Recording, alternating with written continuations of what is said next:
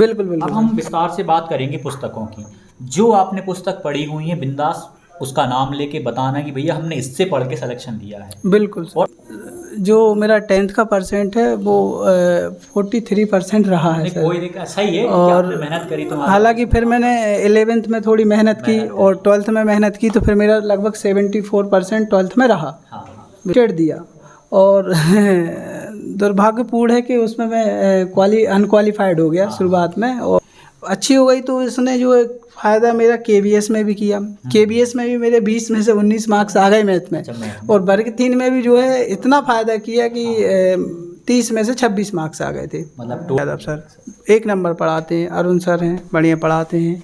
और या आप निधि मैम को फॉलो कर लो, क्या बोलते हैं उसमें, डीएसएल पे। केवीएस छोड़ा क्यों आपने, मतलब। Welcome to success classes. Mukesh ji का इंटरव्यू अभी स्टार्ट होने जा रहा है। उससे पहले एक छोटी सी जानकारी है। मुकेश जी वर्ग 3 में चयनित शिक्षक हैं। साथ ही उनका केंद्रीय विद्यालय संगठन में भी सिलेक्शन हुआ है। हालांकि उन्होंने वहाँ पे ज्वाइनिंग नहीं ली है। और क्या कारण रहे हैं केवी छोड़ने के, और वर्तमान में वर्ग 3 में कार्यरत हैं, वर्ग 2 की तैयारी जारी है। कैसे उन्होंने वर्ग 3 की तैयारी अच्छे से करी हुई थी, किन पुस्तकों से तैयारी करी, उनकी सैलरी कितनी है वर्तमान में अभी, इस प्रकार के साथ ही उन्होंने जॉब के साथ तैयारी करी हुई थी। इस प्रकार के बहुत सारे प्रश्न हैं, उनको हमने कवर किया हुआ है। इंटरव्यू में हंसी मजाक भी हुआ है, और साथ ही गंभीर जो बातें हैं उन पर भी बहुत ही गहनता के साथ बात करी गई है। इंटरव्यू को अच्छे से देखिएगा। आपके पास टाइम नहीं है तो आप डाउनलोड करिए, भले बाद में देखिए, लेकिन पूरा इंटरव्यू आप बहुत अच्छे से देखिएगा। एक एक चीज़ को आप ध्यान दीजिएगा। उन्होंने पुस्तकों के बारे में बताया कि उन्होंने कहाँ से पढ़ा, किस किताब का उन्होंने चयन किया हुआ था। तो बिंदास वीडियो को देखिएगा, एंजॉय करिएगा। Welcome to success classes. आशा करता हूँ कि आप सभी स्वस्थ होंगे और आपकी तैयारी बेहतरीन चल रही होगी। आज हमारे साथ हैं मुकेश पंथी जी।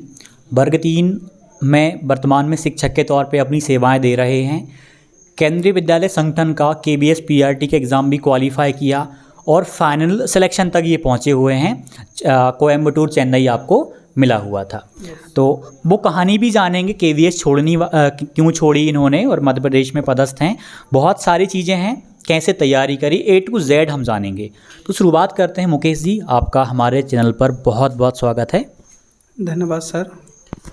सबसे पहले मैं चाहूँगा कि जो अभ्यर्थी हमें देख रहे हैं वो एक बार आपसे परिचित हो जाएं। आप अपना परिचय दे दीजिएगा। मेरा नाम मुकेश पंथी है, मैं रायसेन ज़िले से बिलोंग करता हूँ। वर्तमान में मैं प्राथमिक शिक्षक के रूप में पदस्थ हूँ रायसेन ज़िले में ही। और पूछिए आप। और इसमें एक और चीज़ है कि आप सबसे पहले जो पहली पोस्टिंग आपकी हुई थी वो कहाँ पर हुई थी? आप मेरी जो प्रथम पोस्टिंग हुई थी वो सिंगरौली ज़िला में हुई थी। सिंगरौली ज़िले में। उसके बाद ट्रांसफ़र? हाँ, उसके बाद फिर जो है पिछले साल अगस्त में ट्रांसफ़र नीति आई, उसमें मेरा ट्रांसफ़र हो गया था। जी बिल्कुल।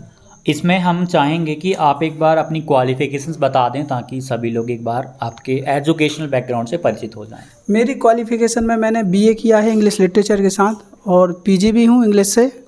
और उसके अलावा मैंने कॉम्पिटिटिव एग्ज़ाम्स में सीटेट 3 बार क्वालिफाइड किया है, वर्ग 3 क्वालिफाइड हूँ। हाँ बिल्कुल। और इसके अलावा वर्ग 2 भी क्वालिफाइड हूँ, इंग्लिश लिटरेचर से एक, और सोशल साइंस से भी मेरा क्वालिफाइड है। और केंद्रीय विद्यालय संगठन से जो पीआरटी की परीक्षा होती है उसमें मैं क्वालिफाइड हूँ, और उसमें मुझे सिलेक्टेड भी हो गया था, और कोयम्बटूर तमिलनाडु मुझे मिला था। अब हम बात करें कि एग्ज़ाम्स क्वालिफाइड आप इतने सारे हैं और वर्तमान में शिक्षक के तौर पे आप पदस्थ भी हैं। एक बार आप 10th और 12th के परसेंटेज ज़रूर बताइएगा। बिल्कुल बिल्कुल, उसमें बताने में कोई दिक्कत नहीं है, क्योंकि जो रियल है वो रियल है। जो अभ्यर्थी, हाँ, क्योंकि जो मेरा 10th का परसेंट है वो 43% रहा है सर। कोई दिक्कत, सही है कि आपने मेहनत करी तो। हालांकि फिर मैंने 11th में थोड़ी मेहनत की और 12th में मेहनत की, तो फिर मेरा लगभग 74% 12th में रहा। हाँ बिल्कुल सर। तो मतलब, और मेरा बैकग्राउंड जो है 12th में आर्ट से रहा है। मतलब आप कहीं देखा जाए तो बहुत हाई फाई लेवल पे नहीं थे पढ़ने में। बिल्कुल बिल्कुल, शुरुआत में सर तैयारी करते करते आज इस मुकाम पे हैं, बहुत बड़ी बात है। बिल्कुल बिल्कुल। अब हम बात करें कि सबसे पहला एग्ज़ाम आपने कौन सा दिया और आप उसमें पास हुए कि फेल हुए हैं? सर मैंने किया क्या है, जो कॉम्पिटिटिव एग्ज़ाम्स हैं उसमें मैंने सबसे ज़्यादा टीचिंग एग्ज़ाम से संबंधित एग्ज़ाम दिए हैं। शुरुआत में मैंने सीटेट दिया और दुर्भाग्यपूर्ण है कि उसमें मैं अनक्वालिफाइड हो गया शुरुआत में, और 1-2 नंबर से रह गया था। 80 नंबर्स थे मेरे उसमें। और क्या, फिर उसके बाद जो है मैंने अन्य एग्ज़ाम दिए, फिर उसमें कुछ में सफल हुआ, कुछ में असफल हुआ। मतलब एग्जाम्स आपने टीचिंग के काफ़ी सारे दिए। हाँ, टीचिंग के। एक चीज़ उन्होंने बताई है, कोई शर्मिंदगी नहीं है कि हम सीटेट के एग्जाम में फेल हो गए। बिल्कुल बिल्कुल, कोई दिक्कत नहीं ना, कोई दिक्कत नहीं। हो गए तो हो गए, लेकिन उसके बाद अपन ने इम्प्रूवमेंट किया किया। और उसके बाद 3 बार सर मैं क्वालिफाइड हूँ। और यदि मान लीजिए आप यही अपनी असफलता को बिल्कुल सफल होने से पहले बताते तो क्या लोग मजाक नहीं उड़ाते? मजाक, निश्चित रूप से मजाक उड़ाते हैं ना। और मैंने असफलता को किसी को फिर बताया नहीं, ज़्यादा बताना भी नहीं चाहिए, बताया नहीं। और फिर मैं तैयारी करता रहा, और जो है फिर मैंने सीटेट एक बार क्वालिफाइड किया, 89 नंबर आए। उसके बाद फिर किया एक बार क्वालिफाइड, नंबर बढ़े, फिर उसके बाद फिर किया तो 114 नंबर। तो सही बात है कि आपकी जो असफलताएं हैं ना, उनको मत बताओ, तब तक मत बताओ जब तक आप सफल नहीं हो जाते। बिल्कुल बिल्कुल, जब तक आप बिल्कुल आप बताओ, क्योंकि फिर वो एक संघर्ष की कहीं ना कहीं कहानी बनेगी, सामने वाले को मोटिवेशन देंगी। जैसे मान लो कोई भी व्यक्ति है अपनी असफलताएं गिनवाएगा सफल होने से पहले, तो लोग मजाक उड़ाते हैं, क्योंकि समाज ऐसा ही है। बिल्कुल बिल्कुल, बहुत आप कह सकते हैं कि बहुत घटिया किस्म के लोग भी यहाँ पर विद्वान हैं। हाँ, अच्छे भी हैं, बहुत घटिया भी लोग हैं। उस दौरान क्या है, लोग फालतू की बातें करते हैं, जिससे कि अपना मोटिवेशन जो है वो कम होता है। एक और चीज़ पूछेंगे कि आपको केंद्रीय विद्यालय KVS PRT में आपका सिलेक्शन हुआ, आप और ये सर का हम आपको ज्वाइनिंग लेटर अभी डिजिटली आप यहाँ पे देख पाएंगे। बिल्कुल। तो KVS छोड़ा क्यों आपने, मतलब ज्वाइनिंग क्यों नहीं लिया आपने वहाँ पे, क्या कारण रहा? सर, KVS छोड़ने के पीछे कई कारण हैं, लेकिन मुख्य रूप से 2 कारण मैं बताऊंगा। बिल्कुल। एक तो क्या है, मैं MP में इंग्लिश लिटरेचर का वर्ग 2 का अभ्यर्थी हूँ। हाँ। तो मुझे निश्चित रूप से ये विश्वास है कि मेरा आगे चलकर 1 साल के अंदर या 1.5 साल में हो जाएगा। एक तो ये है, और एक कारण जो मेन है वो ये भी है कि मेरी जो पोस्टिंग हुई थी वो साउथ में हुई थी। तो यहाँ से कितनी दूर हुई होगा सिंगरौली अपने यहाँ से, आपके घर से? वो वर्ग 3 की है। हाँ, मतलब कितनी दूर होगा सिंगरौली? सिंगरौली लगभग 600 किलोमीटर है हमारे घर से। यहाँ से? हाँ, यहाँ से। कारण तो ये भी रहा कि आप हाँ, और मेरा जो है ट्रांसफ़र होके मैं घर आ गया, घर भी आ गई। एक मुख्य कारण ये भी रहा मेरा कि मैं ट्रांसफ़र होके घर आ गया था। और मेरी जो केंद्रीय विद्यालय में पोस्टिंग हुई थी वो कोयम्बटूर तमिलनाडु हुई थी, जो कि 1900 किलोमीटर है मेरे घर से। तो फिर घर वालों ने मेरे थोड़ा सा नहीं सपोर्ट किया कि जाओ वहाँ पे। और यदि आप जब यहाँ पर आ गए हो, आप बिल्कुल, कोई दिक्कत नहीं होनी चाहिए। हाँ हाँ, भाई आप वहाँ पर भी पढ़ाओगे, बस थोड़ा स्टैंडर्ड थोड़ा हाई फाई रहेगा। हाँ, तो यहाँ पर आप उन बच्चों को पढ़ाओगे जो बहुत बैकग्राउंड वाले हैं, बहुत बिल्कुल बिल्कुल वाले हैं। मतलब मेरी एक अंतरात्मा जो है वो ये भी बोली उस टाइम पे कि KV वाले जो बच्चे हैं उनका स्टैंडर्ड, उनके जो पेरेंट्स हैं उनको तो मिलना ही मिलना है, टीचर कोई ना कोई मिलना ही मिलना है। लेकिन जो गाँव के बच्चे हैं, गरीब बच्चे हैं, उनके लिए क्या होगा? एक चीज़ आपने ऑब्जर्व करी होगी, मैंने भी ऑब्जर्व करी है कि गवर्नमेंट स्कूल्स में जो अपने सरकारी स्कूल हैं, गर्ल्स ज़्यादा हैं, गर्ल्स ज़्यादा, बॉयज़ कम पढ़ते हैं। तो भेदभाव है ना समाज में कि अपने लड़कों को तो प्राइवेट में कर रहे हैं, तो गर्ल्स को कहीं ना कहीं, मतलब ये मानसिकता है। तो यहाँ पर यदि आप अच्छा काम करके दे रहे हो तो ये आपके लिए भी अच्छा है, समाज के लिए भी अच्छा है। हाँ हाँ हाँ, ये बात तो सही है। यदि हम सरकारी स्कूल में, हाँ कुछ बोल रहे हैं, सरकारी स्कूल में ही रह के MP में ही रह के अच्छा कार्य करेंगे तो निश्चित रूप से ये जो लिंग अनुपात संबंधी भेदभाव है वो कम होगा। बिल्कुल। और सैलरी का तो भैया ऐसा है कि आपकी सैलरी भी अभी 2 साल बाद 100% में अच्छी खासी मिलेगी। मेरी जो सैलरी का विषय है, वर्तमान में मुझे लगभग 30,000 रुपये मिल रहे हैं। ग्रॉस मेरी 30,000 रुपये सैलरी बन रही है। और लगभग जब मेरा 100% मिलेगा मुझे तो लगभग 40 हो जाएगा। DA वगैरह भी बढ़ेगा 2 साल में तो। बिल्कुल बिल्कुल, DA बढ़ेगा तो 40 के लगभग हो जाएगा आपकी। और वो घर पे हैं तो ज़्यादा फिर दिक्कत नहीं आएगी। घर पे हैं तो कोई समस्या नहीं, खर्चा होना नहीं इतना ज़्यादा, और अपने लोकल में भी कोई दिक्कत समस्याएं नहीं आएंगी। बिल्कुल बिल्कुल। अब हम विस्तार से बात करेंगे पुस्तकों की। जो आपने पुस्तक पढ़ी हुई है, बिंदास उसका नाम लेके बताना कि भैया हमने इससे पढ़ के सिलेक्शन दिया है। बिल्कुल। और वो चीज़ आपने वर्ग 3 के लिए भी पढ़ी होंगी, उन पुस्तकों ने कहीं ना कहीं KVS में भी साथ दिया होगा। ये सेपरेट बताना चाहें तो सेपरेट भी आप बता सकते हैं, बिल्कुल बिल्कुल लगे। सबसे पहले हम बात करेंगे CDP की किताबें जो आपने पढ़ी थी। CDP के लिए क्या किया है मैंने, जो है शुरुआत में मैंने अरिहंत की बुक जो है वो पढ़ी थी। हालांकि अरिहंत जो बुक है उसमें गलतियां रहती हैं कुछ, लेकिन मुझे उसकी जो भाषा है वो अच्छी लगी, सरल भाषा है। उसके बाद मैंने लूसेंट की बुक भी पढ़ी। लूसेंट अरिहंत की एक पुस्तक तो वो आती जिसमें सारे विषय रहते हैं। हाँ, पहले एक मैंने सक्सेस मास्टर नाम से सीटेट की बुक ली थी, उसमें सारे सब्जेक्ट थे, 5 सब्जेक्ट थे। हाँ। फिर मैंने क्या किया, थोड़ा सा अच्छा लगा मुझे पढ़ने में, थोड़ी ठीक ठाक लगी, तो फिर मैंने एक पर्टिकुलर बुक भी ले ली CDP की, और अलग अलग सब्जेक्ट की भी मैंने बाद में ले ली थी फिर अरिहंत की बुक। हाँ। लेकिन उसमें क्या है, मैंने एक चीज़ देखी है, गलतियाँ तो रहती हैं उसमें, हर पुस्तक में कुछ ना कुछ मिस्टेक रहती हैं, लेकिन अरिहंत में लोग बोलते हैं और मैंने भी फील किया है और उसमें देखा है कि ज़्यादा गलती मिल जाती। लेकिन ये है कि एक ख़ास बात उसकी ये अच्छी है कि उसमें जो भाषा है वो अच्छी है, सरल है, आकर्षक है, कोई भी एक सामान्य से सामान्य व्यक्ति भी समझ सकता है। और CDP के लिए फिर ये बुक में से अगर आपको ये समझ नहीं आ रहा बुक में से पहले, तो आप किसी भी शिक्षक की प्लेलिस्ट फॉलो कर सकते हैं, YouTube के माध्यम से भी कर सकते हैं आप। हाँ बिल्कुल। तो आपने जिनसे पढ़ा है आप उनका बिल्कुल नाम बताइए। जैसे मैंने हिमांशी मैम की प्लेलिस्ट देखी है, बढ़िया है उनकी प्लेलिस्ट, और अच्छा पढ़ाया उन्होंने। और किसी टीचर से भी और जैसे प्रतीक सेवालिक सर हैं, उनको भी फॉलो कर लिया था मैंने। वहाँ से भी आप लोग कर सकते हो। बिल्कुल पे CDP का कंटेंट अवेलेबल है, बिल्कुल अवेलेबल है। अब हम बात करें मैथ्स की, आप बताइए। मैथ्स अगर मैं मैथ्स बैकग्राउंड के तो रहे नहीं हैं, बिल्कुल सर, तो आपको तो बिल्कुल बेसिक से शुरुआत करनी पड़ी होगी। बिल्कुल। तो कैसे मैं क्या है, आर्ट्स बैकग्राउंड से रहा हूँ, और मैथ्स में मैंने क्या किया, शुरुआत में जो NCERT बुक्स हैं, मैंने बच्चों को पढ़ाना स्टार्ट किया। 6ठी 7वीं 8वीं के बच्चों को मैंने पढ़ाना शुरू किया, तो वहीं से मैंने बहुत कुछ सीखा। पढ़ाते पढ़ाते मैंने बहुत कुछ सीखा, और प्रैक्टिस भी होती रही उसी दौरान, और उन्हीं को मैंने केवल पढ़ा है वर्ग 3 के लिए, क्योंकि वर्ग 2 तो मुझे देना नहीं है मैथ से। और KBS के लिए भी इसने मुझे फ़ायदा किया। ट्यूशंस वगैरह दे रहे थे कुछ बच्चों? हाँ, कोचिंग्स दे रहा था मैं। 9th और 10th के बच्चों को भी मैंने कोचिंग किया है, और उसमें भी मैंने मैथ्स पढ़ाई है, तो उसने भी मुझे बहुत लाभ पहुँचाया है। हाँ बिल्कुल सर। तो शुरुआत में आपका मैथ बेसिक्स मतलब जो है बहुत बेसिक्स बहुत ज़्यादा वीक था मेरा शुरुआत में। मैथ का जो बेसिक्स है बहुत वीक था। लेकिन मैंने क्या किया, बच्चों को कोचिंग पढ़ाई और खुद सीखा। पहले खुद सीखा, उसके बाद कोचिंग पढ़ाता रहा। पहले 1 साल 6 क्लास के बच्चों को पढ़ाया, 7th के बच्चों को पढ़ाया, 8th के बच्चों को पढ़ाया। इस प्रकार से मैं मैथ सीखता रहा और 9th क्लास के बच्चों को भी मैंने मैथ्स पढ़ाया। फिर तो 9th तक की जो मैथ्स है मेरी वो अच्छी हो गई थी।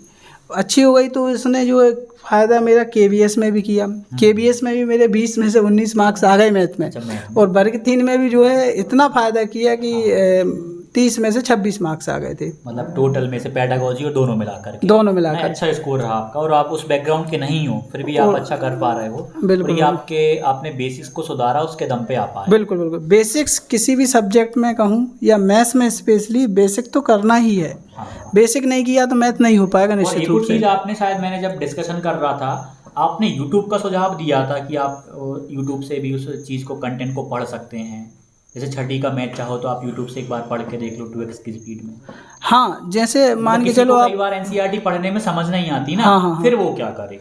अगर किसी को NCERT पढ़ने में समझ नहीं आ रही तो YouTube से कोई प्लेलिस्ट देख लो किसी भी शिक्षक की, जिससे समझ आ रहा है उसको फॉलो कर लो, उससे पढ़ो, और फिर उसके बाद बुक में से क्वेश्चंस करो जो दिए हैं। अच्छा रहेगा, और जो ज्ञान है आपका वो स्थायित्व ले लेगा। हाँ, ये बात है, क्योंकि कई बार रहता है ना, अभ्यर्थी NCERT पढ़ना चालू भी कर देता, समझ नहीं आ पाती कई बार। बिल्कुल। मेरे साथ भी कुछ ऐसा हुआ था, तो मैंने भी YouTube की सहायता से, YouTube की हेल्प से बहुत कुछ सीखा है। मतलब पढ़ने से पहले पढ़ते थे। बिल्कुल। NCERT के कंटेंट को। हाँ, और उन्हीं NCERT को मैंने विस्तृत किया।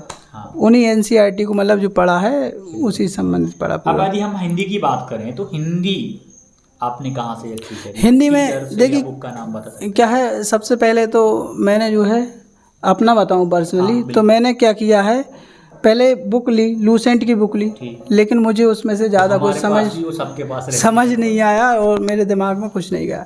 तो लूसेंट में जो टॉपिक दिए हैं उनको मैंने क्या है यूट्यूब पे सर्च करना चालू किया। यूट्यूब पे सर्च करके मैंने एक एक टॉपिक को देखा, सीखा वहाँ से।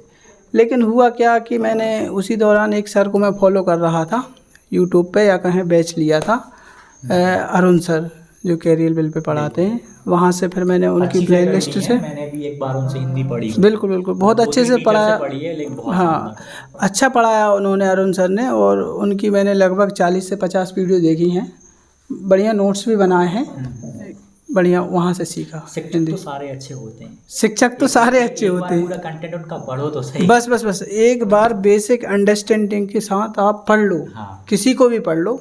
चाहे मैं बात करूँ हिंदी में अपने ये क्या बोलते हैं, एग्जामपुर वाले सर, हाँ, क्या नाम उनका, विवेक यादव सर, विवेक यादव सर एक नंबर पढ़ाते हैं। अरुण सर हैं, बढ़िया पढ़ाते हैं।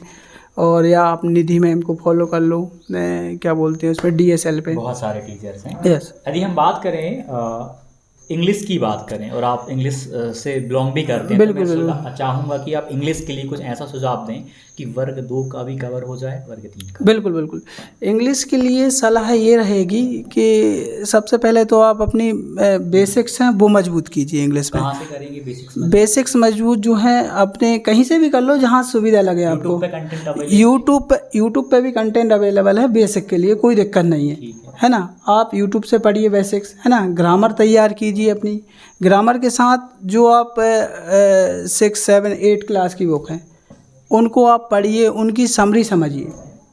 मतलब ये है कि आप अपना जो क्या बोलते हैं उससे अंडरस्टैंडिंग लेवल है वो बढ़ाइए। सबसे मजबूत बात यही है इंग्लिश में।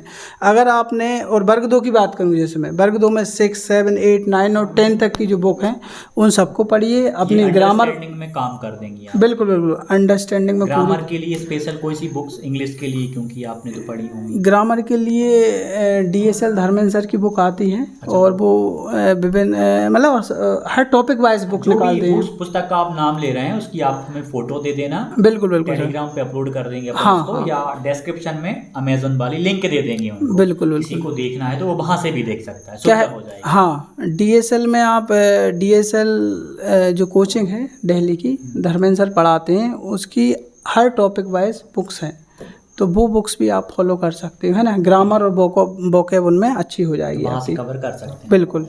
EVS तो बहुत ही अनिश्चित टाइप की पूछी गई थी, बिल्कुल। आपने कैसे करा? EVS क्या है, वर्ग 3 में बहुत डिफरेंट पूछी गई थी, जो पढ़ा था वो कम ही आया था। फिर भी EVS के लिए तो सलाह ये रहेगी कि आप पहले बेसिक कीजिए, जो 3री, 4थी और 5वीं की बुक है पर्यावरण की, वो कीजिए NCERT वाली। उसके बाद वर्ग 3 के लिए विशेष रूप से आप जो है जियोग्राफी जो है अपनी 6, 7, 8 और 9 और 10 तक ही कर लीजिए, 10वीं तक की कर लीजिए। बहुत विस्तार से वीडियो में बताया हुआ है कौन कौन से चैप्टर्स, तो जी। किसी को यदि समझना है तो वहाँ से वीडियो देख करके उससे समझ बिल्कुल वहाँ से भी कर सकते हैं, सर ने बताया बहुत अच्छे से। कंटेंट बता रहे हैं वही चीज़ हम ऑलरेडी बता चुके हैं। बिल्कुल तो सर, वहाँ से भी कर सकते हैं। हाँ वहाँ से भी। और कुछ टॉपिक्स थे जी जो अलग ही पूछे गए थे EVS में। EVS में हाँ, जैसे सौर मंडल से पूछे गए था, है ना, स्पेस से पूछे गए थे। ये टॉपिक तो क्या है, आप GK की कोई बुक ले लो, उसमें से कर लो। अब जैसे कि मान लो हाँ, स्पेस वाला इतना डीप पूछा गया था, बिल्कुल वो लुसेंट से भी नहीं आया था, कहीं की भी आप किताब ले लो वहाँ से आ ही नहीं था। फिर उस कंडीशन में उन क्वेश्चंस को कैसे टैकल? उस कंडीशन में ये है कि आप गूगल सर्च करो, गूगल पे निकालो कुछ, है ना।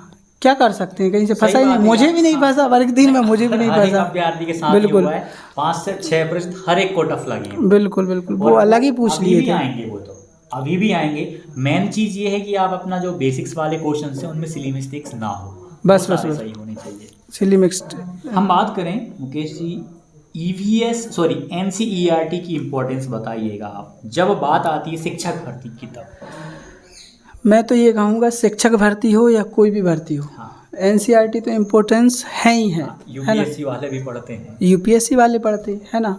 आपको यदि बेसिक मजबूत करना है तो NCERT पढ़ना ही पड़ेगा, सही बात है ना। तो शिक्षक भर्ती की बात करूँ तो NCERT पढ़िए, आप फॉलो कीजिए उनको, है ना। बिल्कुल बेसिक से स्टार्ट करो ना। जब अपन को एक जंग लड़नी ही है, बिल्कुल, तो पहले हम उस जंग में शुरुआती तौर पे मजबूत हो जाएं। बिल्कुल तो बिल्कुल, बड़े क्वेश्चन से टकरा पाएंगे, उनको सॉल्व कर पाएंगे। सही बात है। अब हम बात करें प्रैक्टिस कितनी महत्वपूर्ण है, अभ्यास अभ्यास अभ्यास कितना आवश्यक है? बिल्कुल, जैसा कि जितनी बार आपने बोला अभ्यास अभ्यास अभ्यास, इसी से स्पष्ट हो जाता है कि कितना इम्पोर्टेंट है अभ्यास। अभ्यास बहुत ज़रूरी है, किसी भी परीक्षा में अभ्यास होना बहुत आवश्यक है। जैसे कि मान के चलो अभ्यास हम नहीं करेंगे तो दिक्कत हो जाएगी। दिक्कत कैसी हो जाएगी, क्योंकि वहाँ पे आपको थकान हो जाएगी एग्ज़ाम के दौरान, या फिर वहाँ पे ये भी है आपकी जो बैठने की क्षमता है वो कम पड़ जाए, कम रहेगी, क्योंकि है वहाँ ना, पे 2.5 घंटे नींद बैठना आने है लगे या कोई भी प्रॉब्लम हो बहुत सकती है। इसलिए अभ्यास तो बहुत ज़रूरी है किसी भी एग्ज़ाम के लिए। अभ्यास के लिए देखो, जो टेस्ट वगैरह बच्चे लगाते हैं ऑनलाइन लगाएं या ऑफलाइन लगाएं इस समय पर, क्योंकि ऑनलाइन देखो का ज़माना वर्तमान है। जो समय है वो ऑनलाइन का ज़माना है, ठीक है, तो इसलिए जो है टेस्ट जो है मैं रिकमेंड करूँगा कि ऑनलाइन ही लगाने चाहिए। ऑनलाइन इसलिए लगाना चाहिए क्योंकि उसमें जो है एनालाइज सही हो जाता है, सही बात। ऑफलाइन में इतना ज़्यादा अच्छा नहीं हो पाता आपने एनालाइज। अभी तक कितने टेस्ट लगाए होंगे अभी तक? मैंने मतलब शिक्षक अभी तक भर्ती की वैसे बात तो गिनती नहीं है, लेकिन फिर भी मैंने जो है टेस्ट लगभग 300 से 400 टेस्ट लगा ये लिए होंगे। समथिंग छोटे बड़े सब लगा लिए। बिल्कुल बिल्कुल, ज़्यादा ही हो गए होंगे, कम नहीं, थोड़े लेकिन हो गए होंगे। बिल्कुल क्योंकि तभी जाकर मतलब प्रैक्टिस करने से सिली मिस्टेक्स अपनी कम हो रही हैं। बिल्कुल कम बिल्कुल होने से सिलेक्शन के चांसेस ज़्यादा बढ़ रहे हैं। बिल्कुल। सिली मिस्टेक्स के बारे में एक बात और कहना चाहता हूँ मैं। वर्ग 3 से पहले मैंने एक सीटेट दिया था। हाँ उस सीटेट में मुझे बहुत कुछ सीखने को मिला, ठीक। है ना, क्योंकि बहुत ज़्यादा मिस्टेक्स मैंने उस सीटेट में कर दी थी। तो उस सीटेट के कारण मैंने फिर वर्ग 3 में वो चीज़ें वहाँ की सुधारी, गलतियाँ यहाँ नहीं यहाँ सुधार ली पूरी गलती। जैसे कि एक दिन पहले सो लें अच्छे से, पूरी सही नींद है। कर लें, है ना, कुछ और अभ्यास क्या उसी खाना दिन है आप क्या कर पीना है वो सभी बातें ध्यान रखना है अपन बिल्कुल को। सही बात। और प्रैक्टिस तो रहती ही है अपनी पहले से। हाँ, इन चीज़ों को और सुधार लें तो सही रहेगा। जैसे टेस्ट वगैरह कोई लगाना चाहे वर्ग 3 का या वर्ग 2 या टीचिंग का, कहाँ से कर सकते हैं? वर्ग 3 का टेस्ट तो मैंने आपके भी टेस्ट देखे हैं सर, बहुत बढ़िया क्वालिटी के नहीं, वो इस टेस्ट हैं, बार हम अच्छा काम कर रहे हैं। है वर्ग ना। 3 पे तो काम बहुत अलग लेवल पे काम कर रहे मतलब हैं। ये नेट वैसी सॉल्यूशन बात पे नहीं है काम कर कुछ, ये रियल बात है, क्योंकि मैंने कई टेस्ट खुद लगाए हैं और खुद भी मैंने एनालाइज किया है। एक नंबर क्वालिटी के टेस्ट हैं, नहीं, सक्सेस क्लासेस के जो हैं। PYQ वाले जो क्वेश्चंस हैं ना, अभी उनका डिटेल्ड सॉल्यूशंस कहीं नहीं मिलेगा, लेकिन बिल्कुल वो चीज़ अपन प्रोवाइड करवा रहे हैं इस बिल्कुल बार। बिल्कुल बिल्कुल तो वहाँ से यदि कोई चाहे, नहीं तो और भी बिल्कुल प्लेटफॉर्म है, ऑल जैसे कि आप एक टेस्ट बुक होता है, वो बिल्कुल प्लेटफॉर्म बहुत शानदार प्लेटफॉर्म है, टेस्ट वहाँ बुक से तो कर प्रसिद्ध सकते है हैं। ही है। प्रसिद्ध है। एक परीक्षा नाम हुआ करता था जब मैंने परीक्षा तैयारी ऐप, करी थी, परीक्षा है। अब हाँ तो हाँ पता नहीं है, मतलब दे रहे हैं या नहीं। हाँ, और एक और प्लेटफॉर्म है कोई सा, मतलब बाई उसका बायजूस सर, मतलब बायजूस, नाम चेंज हो गया उसका, ग्रेड अप नाम से चलता था उस टाइम पे। बिल्कुल बिल्कुल। तो वहाँ से भी मतलब 3-4 प्लेटफॉर्म पे आप हाँ अप्लाई हाँ, करो, आप ज़्यादा खुद बेटर चेक होगा। करो ये तो टेस्ट लगाने के कहाँ से आपको जम कहाँ रहा से है, आपको कहाँ ज़्यादा से बढ़िया मिल रहा है। बढ़िया मिल रहा है ना। सही बात। लेकिन मैंने ये फील किया है सक्सेस क्लासेस के जो टेस्ट हैं, हाँ। और मेरे कुछ परिचित हैं उन्होंने भी लिया नहीं, है काफ़ी लोगों ने है ना, अभी बहुत सारे लोगों ने लिया है, पहले से लिया है और ले रहे हैं। बिल्कुल सर, नहीं, वो वहाँ से भी कर सकते हो जहाँ से करना चाहें, फिर आपके ऊपर डिपेंड करता है। हम किसी भी प्रकार से किसी को फोर्स बिल्कुल नहीं करते हैं इस चीज़ में। बिल्कुल तो बिल्कुल वर्ग 3 का super guidance plus super mock test series batch join करिएगा। डेफिनेटली यहाँ से आपको 70 से 80 प्रश्न परीक्षा में डिक्टो आपको देखने को मिलेंगे। यहाँ क्या मिल रहा है, PYQ आधारित 10 full length test detailed solutions के साथ में 10 फ्रेश एफएलटीज आपको मिल रही हैं, सेक्शनल मिल रहे हैं PYQ आधारित जो कि कोई नहीं देगा, सब्जेक्टिव मिल रहे हैं आपको 100 से ज्यादा, और बाकी परिश्रम ग्रुप की लिंक आपको मिल ही रही है। सीटेट के मेरे हैंड रिटन नोट्स मिल रहे हैं जहां से आपकी CDP में पूरे नंबर भी आ सकते हैं। सिलेबस तो चलिए ये आपको है ही, और बाकी चीजें हम देखें, आप लेने से पहले FLT 2 PYQ आधारित है, 800-850 अभ्यर्थियों ने लगाई हुई है, आप भी इसको लगाइएगा। पसंद आए तो ही लेना है, अन्यथा आपको ये ज्वाइन नहीं करना है। अब देखिएगा कैसा सॉल्यूशंस आपको मिलेगा। जैसे कि एक प्रश्न आया, बुद्धि का त्रिपाची सिद्धांत, यहाँ पर आप देखेंगे इसको विस्तार से समझाया गया है, बाइलिंगुअल बाइलिंगुअल समझाया गया है हिंदी में भी। उसके बाद त्रिपाची सिद्धांत आगे स्टर्नबर्ग का, देखिए कितने विस्तार तरीके में, बहुत शानदार तरीके में समझाया गया है एक एक लाइन, और यहीं से बनेंगे आपके प्रश्न। और इंग्लिश में भी आपको सॉल्यूशंस देखने को मिल रहा है। एक और प्रश्न को देखें, जैसे कि कोहल वर्ग का सिद्धांत यदि आ गया तो पूरे सिद्धांत को विस्तार से समझाया गया है। उसके बाद फिर गूगल ही यहाँ पर आपको दे दिया गया है, आपको बार बार गूगल नहीं करना पड़ेगा, गूगल करके हमने ही दे दिया, आप ये मान के चलिएगा। कोहल वर्ग का सिद्धांत आ गया, बहुत शानदार तरीके में आप इसको देखेंगे तो ये पूरा का पूरा सिद्धांत देखने को मिल जाएगा। बाइलिंगुअल यहाँ पर आपको देखने को मिल जाएगा, कोई सा भी प्रश्न हो उसमें आपको गजब लेवल का डिटेल्ड एक्सप्लेनेशन देखने को मिल रहा है, बहुत शानदार तरीके में आपको देखने को मिलेगा। सक्सेस क्लासेस एप्लीकेशन की लिंक आपको डिस्क्रिप्शन में मिल रही है, आप वहां से इसको जरूर ज्वाइन करिएगा। मिलते हैं, धन्यवाद। एक और चीज बताइएगा मुकेश जी, एक व्यक्ति हर एग्जाम को क्वालिफाई किए जा रहा है, दूसरा व्यक्ति से एक एग्जाम भी क्वालिफाई नहीं होता, क्या कारण है? मुझे ऐसा लगता है इसके पीछे क्योंकि बहुत गंभीर चीज है। अभी जैसे योगेंद्र जी का इंटरव्यू हुआ, काफी सारे एग्जाम्स क्वालिफाइड कर रखे हैं, बिल्कुल। और भी बहुत सारे लोग हैं जिनका एग्जाम्स का भी निकलता ही नहीं, बड़ी मुश्किल से एग्जाम निकल पाते हैं, फिर क्या करें? मुझे ये लगता है इसके पीछे एक मेन कारण हो सकता है कि उनमें धैर्यता नहीं है। एक तो ये कि वो चीज़ें कर रहे हैं और बीच में छोड़ रहे हैं, है ना। अगर कोई व्यक्ति लगातार उसी उद्देश्य से जमा रहे जो वो करना चाहता है तो निश्चित रूप से सफलता मिलती है, देर से मिलती है लेकिन। और मेरे अंदाजे से एक सबसे बड़ी गलती लगती है जी कि अभ्यर्थी परीक्षा आ गई, वो उस टाइम पे किताब लेके आ जाता है, पढ़ना चालू कर देता है, मतलब अपने बेसिक्स पे कभी फोकस ही नहीं हाँ, ये बिल्कुल सही कहा। क्या है, बेसिक्स करना बहुत ज़रूरी है एक बार, जबकि असफलता का एक मेन कारण ये भी है कि वो बेसिक नहीं करता। परीक्षा आ गई, फॉर्म डल गए, हाँ भाई तैयारी करेंगे, पटवारी करेंगे, 8-8 घंटे तैयारी करते, नोटिफिकेशन 8-8 घंटे करेंगे, 9-9 घंटे करेंगे। मेरी मैं बताऊँ पर्सनली, जो ग्रेड 2 का इंग्लिश से मैंने एग्ज़ाम दिया था, पढ़ाई वगैरह तो नहीं की मैंने ज़्यादा, लेकिन फिर भी क्वालिफाइड हो गया है, अच्छे नंबर से हुआ है। तो उसका एक मेन कारण यही रहा कि मैंने शुरुआत में अच्छी पढ़ाई की थी, बेसिक्स मजबूत किए थे। बिल्कुल बिल्कुल। और तैयारी करना ही है तो जीरो से उठो ना, जीरो से उठो। क्यों आप 10% से शुरुआत कर रहे हो, और जीरो से करने में क्या दिक्कत है? जीरो से उठोगे तो ये फ़ायदा रहेगा, आगे के जो आप एग्ज़ाम दोगे उनमें फ़ायदा मिलेगा, उनमें निश्चित रूप से फ़ायदा मिलेगा। एक चीज़ है, 0 से 60% तक तो अभ्यर्थी जल्दी पढ़ लेगा, हाँ, क्योंकि बहुत सारी चीज़ें आ रही हैं तो और जल्दी कैच कर, सरल हैं चीज़ें सरल हैं वो वाली। बाकी जो है लास्ट वाली, जो आखिरी वाली या जो कठिन वाली चीज़ें हैं वो देर में होंगी, उनमें समय लगेगा और वही अभ्यर्थी आखिरी में करता है। एक और चीज़ बताइएगा कि आपने अपनी सैलरी तो पहले ही बता दी है, बहुत अच्छी बात है। एक और चीज़, सैलरी आपकी ये वाली वर्ग 3 की सैलरी क्या है और केंद्रीय विद्यालय की सैलरी क्या है? वर्ग 3 की वर्तमान में मुझे 80% सैलरी मिल रही है। हाँ, वर्तमान में 80% के हिसाब से सैलरी मिल रही है, तो लगभग 30,000 ग्रॉस सैलरी बन रही है मेरी।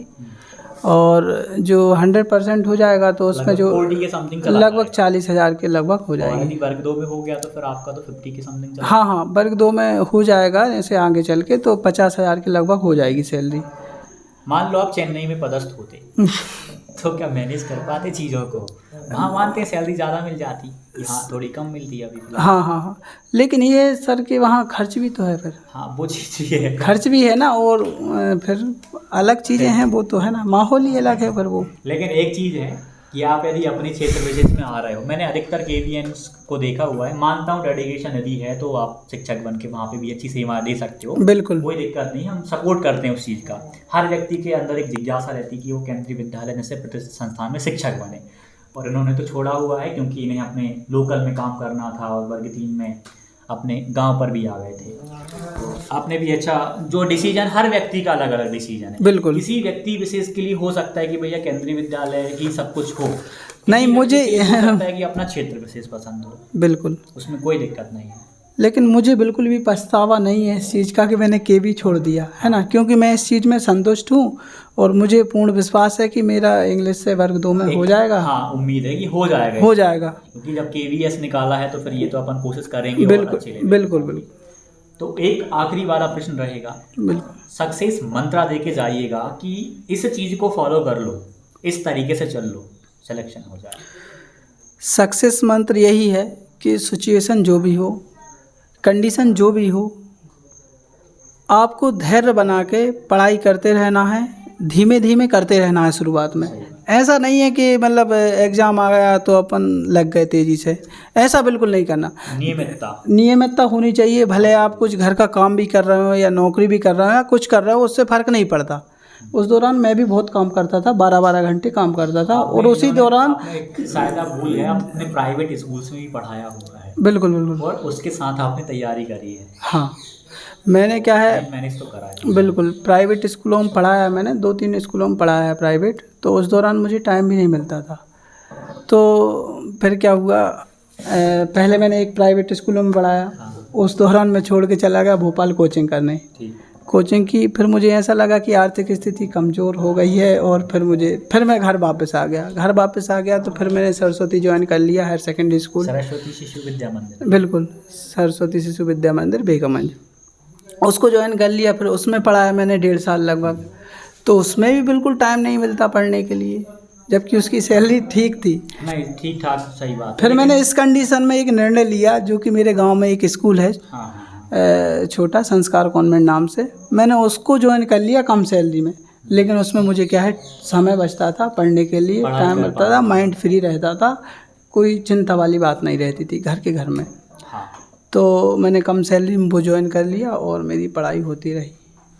तो ठीक है, सैलरी का तो ऐसा काफ़ी लोग जॉब के साथ प्रिपरेशन कर रहे हैं, बिल्कुल। टाइम तो मैनेज करके चलना पड़ेगा। आप सोचे कि नहीं नहीं बस हमें केवल पढ़ना है, नहीं, आपकी यदि आर्थिक स्थिति सही नहीं है तो आपको दोनों मैनेज करके चलना पड़ेगा। एक व्यक्ति वो है जो नौकरी लगने के साथ भी तैयारी कर रहा है, 4 से 5 घंटे निकाल रहा है, तो आप क्यों नहीं निकाल सकते? बिल्कुल। आप भी निकालो, भले आप जॉब कर रहे हो, प्राइवेट जॉब कर रहे हो, फिर भी आप कोशिश करो कि भाई 5 से 6 घंटे तो निकाल लो। बिल्कुल। कोई भी अभ्यर्थी ड्यूटी के दौरान या कुछ काम कर रहा है उसके दौरान समय तो निकाल सकता है, क्योंकि इतने घंटे सभी के पास सही है। बात है, 5-6 घंटे यदि कोई नियमित तौर पे पढ़ लेना, पढ़ ली। कैसे एग्जाम नहीं निकलेगा? शुरुआत में 5-6 घंटे ना पढ़े, 2 घंटे पढ़े। वो बात भी सही है, शुरुआत में आप कम से स्टार्ट कर लो, धीरे धीरे आप अपने आप के लेवल को, और आपको लग रहा है कि आपकी अंडरस्टैंडिंग लेवल अच्छा हो रहा है, समझ आ रही चीज़ें, आप पढ़ो ना 5-5, 6-6 घंटे, बस धीमे धीमे चलते रहो शुरुआत में। स्टार्टिंग बहुत धीमे करो, और जब नोटिफिकेशन आए जिसकी आप तैयारी कर रहे हो, उस दौरान तेज हो जाओ, थोड़े तेज़ी से तैयारी करो, तो ये चीज़ काम आ जाएगी। लेकिन रुको मत ही, रुको मत, स्थिति जो भी हो रुको मत कहीं भी, सीधी सी बात ये है। अपनी तैयारी को ब्रेक दे दिया, हाँ। तो आप पुरानी चीज़ों को लेकिन ये भी है, मैं कुछ अभ्यर्थियों के लिए बोलना चाहता हूँ हाँ। कि तैयारी तो कर रहे हैं, लेकिन किस हिसाब से करना है उनको ये नहीं पता। डायरेक्ट RS अग्रवाल पढ़ रहे हैं, उनको 6, 7, 8 भी किताब नहीं आ रही, बेसिक्स नहीं आ रहा, बेसिक्स नहीं आ रहा, और वो एडवांस पे जाके पढ़ रहे हैं, कि बोल रहे हैं कि इसी से एग्ज़ाम निकलेगा, मानते ही नहीं है। अधिकतर अभ्यर्थियों के साथ ये प्रॉब्लम मैंने देखी है। नोटिफिकेशन आ जाएगा, बिंदास किताबों का बंडल लेके आएंगे, बिल्कुल पढ़ना चालू करेंगे। हाँ। उसके बाद एग्जाम का नंबर देखेंगे, क्वालिफाई भी नहीं हो पाए, सिलेक्शन दूर, क्वालिफाइड नहीं। बिल्कुल। और कुछ अभ्यर्थियों के लिए अपन ऐसे बोलेंगे या सलाह देंगे तो हालांकि मानते तो हैं, अब तो मानना ही पड़ेगा, क्योंकि पहले जो इंटरव्यूज थे ना, सच बता रहा हूँ मैं आपको बिल्कुल मुकेश जी, पहले इंटरव्यूज अवेलेबल नहीं थे शिक्षकों के, खासकर मध्य प्रदेश में तो नहीं थे। आप बताइए, आपने वर्ग 3 से पहले का किसी वर्ग 3 वाले का इंटरव्यू देखा था कि कैसे उसने तैयारी करी हुई हो? नहीं देखा, मुझे नहीं लगता कि एक भी मिला हो। नहीं मैं देखा। मानता हूँ दूसरे राज्यों का आपने जरूर देखा होगा, बिल्कुल। लेकिन मध्य प्रदेश का तो नहीं मिला। मध्य प्रदेश में ऐसा कोई चैनल नहीं है जो इंटरव्यू दिखा रहा हो वर्ग 3 के अभ्यर्थियों इस तरीके से बता रहे हैं, जो आपने पढ़ा, जिस टीचर से आपने पढ़ा, आप उसका नाम ले रहे हो। बिल्कुल। भले आप सक्सेस क्लासेस पे आए हुए हो, हाँ। आप मतलब जिससे पढ़ा आप उस व्यक्ति विशेष का नाम ले रहे हो। हाँ, खुले रूप से। हमारे यहाँ पर यही है, जो रियल चीजें वो अपन पेश कर रहे हैं। बस ऐसा नहीं कि भैया नहीं वो तो अमित भैया के नोट्स पढ़ो, उनसे ही आपका सिलेक्शन होगा। भैया एक से एक फैकल्टी है, एक से एक टीचर्स हैं, हर एक टीचर अपने आप में अच्छा खासा टीचर है, श्रेष्ठ है। विश्वास तो करके देखो आप उस पर। बिल्कुल सही बात है, जो रियल है वो रियल है, जो रियल है सो रियल रहेगा, दिखावटी में कुछ नहीं होगा। बाकी सोशल मीडिया हालांकि दिखावटी चीज़ें चल रही हैं, सही है, लेकिन हम कोशिश करेंगे कि आप तक वो चीज़ें हमेशा पहुंचती रहें जो सच हैं। जो सच है भाई, जहाँ से हमने पढ़ा, जो पुस्तक हमने पढ़ी, हम वही आपको बताएंगे। आप हो सकता है भैया किसी का लुसेंट से हो जाए, किसी का अरिहंत से हो जाए, किसी का सिकवाल की पढ़ के हो जाए सिलेक्शन, किसी का सरोहा को पढ़ के सिलेक्शन ले ले, कोई अलग अलग तरीके मिलेंगे, लेकिन सबकी कहानी अलग अलग है। आपको विश्वास करना पड़ेगा उस कंटेंट को, सामग्री को, शिक्षक पे, तब सिलेक्शन होगा। तो बिल्कुल। आपके जो भी डाउट होंगे आप कमेंट कीजिएगा। मुकेश जी से एक आग्रह करूंगा कि कमेंट सेक्शन में आप रिप्लाई ज़रूर करिएगा, बिल्कुल, क्योंकि कुछ डाउट अभी भी ऐसे होंगे जो अपन इन प्रश्नों में नहीं ले पाए उनको। हो सकता है कि सामने वाले अभ्यर्थी का प्रश्न आए तो आप वहाँ से रिप्लाई जरूर करिएगा। बिल्कुल, क्योंकि एक अभ्यर्थी कहीं ना कहीं बहुत अच्छी खासी आशा से प्रश्न करता है। बिल्कुल सर, तो कोशिश करेंगे मुकेश जी, बिल्कुल रिप्लाई करूंगा मैं जो भी कमेंट जिनका संभव होगा। जो अपन उत्तर दे चुके हैं उनका रिप्लाई करने की आवश्यकता नहीं है, क्योंकि ऑलरेडी कवर्ड है। क्योंकि कुछ लोग ऐसे होते हैं फिर भी पूछ लेते हैं, कुछ लोग फिर भी पूछेंगे CDP की बुक बताओ, जबकि बताया हुआ है। सही बात। वो प्रश्नों का जवाब देना है आपको जो आपको लगे कि यार ये प्रश्न हम भूल गए थे यहाँ पर। बिल्कुल सर। तो जाते जाते अंतिम कुछ शब्द कहना चाहेंगे आप? अंतिम शब्द यही है कि जो भी अभ्यर्थी तैयारी कर रहे हैं कॉम्पिटिटिव एग्ज़ाम्स की, वो लगे रहें, धैर्यता से लगे रहें, संयम बनाए रहें। पेशेंस जरूरी है, पेशेंस बिल्कुल ज़रूरी है। एक वो थॉट आप उठाएंगे, वो वाला थॉट रखा हुआ है। वो वाला बहुत शानदार थॉट है। जाते जाते क्यों ना एक बार उसको बता दिया जाए। हाँ, बैठ जाइएगा। हाँ, एक बार आप खुद इसको पढ़ के बताएं, क्या शानदार चीज़ है इसमें, क्या शानदार है, बताती हूँ उनको भी थोड़ा सा इसको बता दें। ठीक है, ये बात, इस दुनिया में असंभव कुछ भी नहीं है। हाँ, लिखा क्या हुआ है, इस दुनिया में असंभव कुछ भी नहीं है। हम वो सब कर सकते हैं बिल्कुल, जो हम सोच सकते हैं। बिल्कुल, जो आप सोच सकते हो वो आप सब कर सकते हो। ये बहुत मजबूत थॉट है, अगर कोई इसको सीरियस ले ले तो। बिलीव नहीं करते इस थॉट पे। बिल्कुल, जो हम सोचते हैं वो बन सकते हैं, ये बात सही है। यदि कोई अभ्यर्थी 120 का स्कोर कर रहा है ना, तो कर लेगा। कर कोशिश लेगा, यदि करता है तो कर पाएगा, नहीं तो नहीं कर पाएगा। बिल्कुल। बताओ आप। 7 वाले हैं कुछ जिन्होंने 120 किया है। अभी बीरेन जी का इंटरव्यू लिया था, इनके साथी शिक्षक हैं वो भी, उनका 125 की समथिंग आया था। बिल्कुल, योगेंद्र जी, मतलब ऐसे बहुत सारे उदाहरण हैं। मेरा भी अच्छा खासा स्कोर रहा था वैसे तो। मैंने भी ये चीज़ मैं हमेशा से बताते आया हूँ। मेरा इंटरव्यू अभी तक किसी ने नहीं लिया। कोशिश करूँगा कि कोई व्यक्ति मेरा इंटरव्यू ले और मेरी कहानी आप तक पहुँचे। बिल्कुल, और मैं उस कहानी को बिल्कुल विस्तार से आपको बताऊँगा, बिल्कुल जीरो से बताऊँगा। जहाँ से पढ़ा है उस शिक्षक का नाम लूँगा, जिस प्लेटफॉर्म से पढ़ा है वहाँ से। देखते हैं, कभी तो मौका आएगा, कोई तो हमें भी बुलाएगा इंटरव्यू के लिए। बिल्कुल। तो ठीक है, जो भी डाउट हो बिंदास आप कमेंट करिएगा। हंसी मजाक भी चलती रहती है और तैयारी भी गंभीरता के साथ करना, साथ में हंसी मजाक भी होते रहना चाहिए। जो भी डाउट हो कमेंट कीजिएगा। मिलते हैं अगले इंटरव्यू में। धन्यवाद। वर्ग 3 का super guidance plus super mock test series batch join करिएगा। डेफिनेटली यहाँ से आपको 70 से 80 प्रश्न परीक्षा में डिक्टो आपको देखने को मिलेंगे। यहाँ क्या मिल रहा है, पीवाईक्यू आधारित 10 full length test detailed solutions के साथ में 10 फ्रेश एफएलटीज आपको मिल रही हैं। सेक्शनल मिल रहे हैं पीवाईक्यू आधारित, जो कि कोई नहीं देगा। सब्जेक्टिव मिल रहे हैं आपको 100 से ज्यादा। और बाकी परिश्रम ग्रुप की लिंक आपको मिल ही रही है। सीटेट के मेरे हैंड रिटन नोट्स मिल रहे हैं, जहां से आपकी सीडीपी में पूरे नंबर भी आ सकते हैं। सिलेबस तो चलिए ये आपको है ही। और बाकी चीजें हम देखें, आप लेने से पहले एफएलटी 2 पीवाईक्यू आधारित है, 800-850 अभ्यर्थियों ने लगाई हुई है। आप भी इसको लगाइएगा, पसंद आए तो ही लेना है, अन्यथा आपको ये ज्वाइन नहीं करना है। अब देखिएगा कैसा सॉल्यूशंस आपको मिलेगा। जैसे कि एक प्रश्न आया, बुद्धि का त्रिपाची सिद्धांत। यहाँ पर आप देखेंगे इसको विस्तार से समझाया गया है। बाइलिंगुअल बाइलिंगुअल समझाया गया है हिंदी में भी। उसके बाद त्रिपाची सिद्धांत आगे स्टर्नबर्ग का, देखिए कितने विस्तार तरीके में, बहुत शानदार तरीके में समझाया गया है, एक एक लाइन। और यहीं से बनेंगे आपके प्रश्न।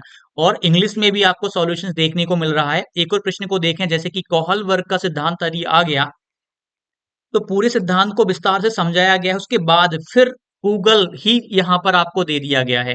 आपको बार बार गूगल नहीं करना पड़ेगा, गूगल करके हमने ही दे दिया, आप ये मान के चलिएगा।